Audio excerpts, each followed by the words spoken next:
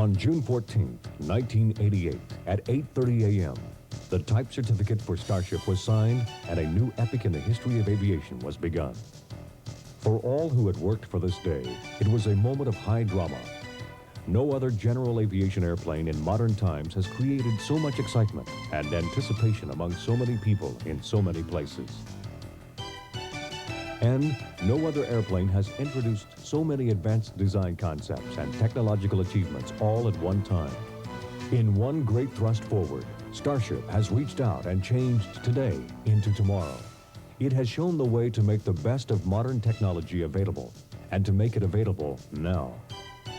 Today, the Starship Design Development Program is essentially over, and the work of converting the major program effort into a smooth and efficient manufacturing system is virtually complete.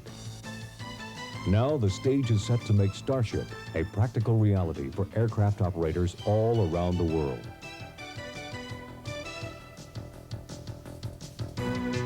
A new 11-acre plant is now fully equipped with production machines, tools, and testing facilities. It's the high-tech nest from which all future Starships will fly. The plant's major mission is to produce a steady stream of Starships, from start to finish, all under one roof. Just as there is no other airplane like Starship, there is no other aircraft production facility quite like this one. Inside, there's a brand new world of computer-controlled pattern makers and cutters, a huge environmentally conditioned clean room, one of the largest autoclaves ever installed, new space-age robotic test machines, and enormous tools and fixtures, especially designed to hold the largest single parts ever seen in general aviation. But old hands will notice something else.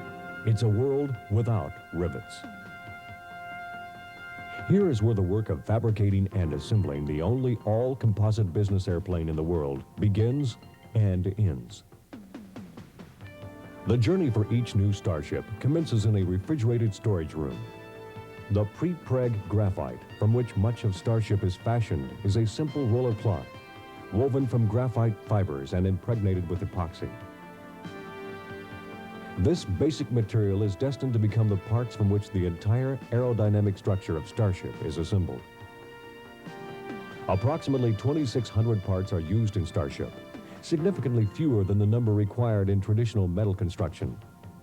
The process for manufacturing virtually all of these parts begins here, in the shaping and cutting of exact mylar patterns, laid over and into the exact contours of individual tools. From these patterns, the Command 1000 computer system digitizes the precise configuration of each ply of each part, converting the shape to numerical data to be stored on magnetic tapes for use on the Gerber cutter. This automated marvel cuts each ply for the individual part, labels it, and adds it to the other plies to make up a complete kit, ready for layup. The steadily accelerating buildup in production now calls for 2 shifts on the cutting operation. 2 tables permit both cutting and labeling to be carried on at the same time, and as many as 40 kits per shift flow into the production sequence. As the rate of production continues to intensify, new layup workstations have been manned, filling a large area beyond the cutting area. Now, more and more skilled hands peel away the protective backing and place one ply on top of another, smoothing and pressing them down in a series of coordinated, sculptural-like motions, molding it tightly over the convex and into the concave areas of the tool. The detailed parts can be small enough to be held in one hand, or as large as the upper or lower half of an entire wing, or a complete fuselage half-shell. Beyond the tables and the cradles where the layup is done, the completed fuselage half-shells are joined together. The upper and lower wing skins are each one piece, 54-foot-long detailed parts which will be sent to cure in the cavernous chamber of one of the world's largest autoclaves. Here we see the upper wing skin, the largest single part ever used in a general aviation airplane. It is being inserted into the mouth of the 60-foot-long, 25-foot diameter computer-controlled machine. Through a combination of pressure and heat, the autoclave compacts and cures the once soft parts. It transforms them into a rigid substance much lighter than metal parts of equal strength could ever be. On the average, Parts will be in the autoclave from 90 to 120 minutes, subjected to temperatures of 300 degrees and pressures of 4.5 to 8.5 pounds per square inch. After the cure, the structural parts will undergo non-destructive testing in the most sophisticated C-scan equipment in the world.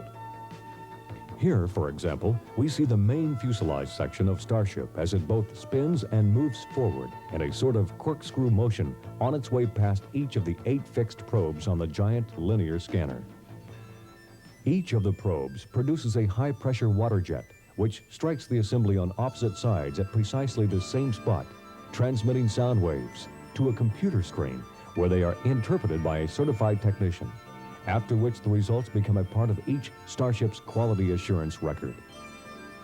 The inspection grid on the linear scanner is set up to provide about 65 water jet firings on each square inch of the assembly surface. In all, there will be about 2 million ultrasonic firings on the main fuselage assembly alone. Several million more firings will be used in scanning the tail and nose assemblies. The wing scanner is set up for an even greater concentration of ultrasonic signals. The incredible number of signals used to inspect all the way through Starship's composite skin and the state-of-the-art equipment designed especially to do the job is clear evidence that Starship is, without question, the most thoroughly tested general aviation aircraft ever produced. After the cured parts are tested, cut, drilled, trimmed, and bonded with other parts, they move on in a continuous buildup to become major assemblies. Today, the area assigned for final assembly stretches almost all the way across the north and south dimensions of Plant 3. The Starship production pipeline is filling up. Almost 300 skilled and dedicated Starship manufacturing personnel have been carefully chosen, trained, and integrated into work groups. Today, morale is high. With a plant rapidly flashing out with people and equipment and materials, and a pipeline filling up with parts and subassemblies and assembled airplanes, the Beechcrafters working on Starship are keenly aware of the importance of the pioneering role they are playing in the history of aviation.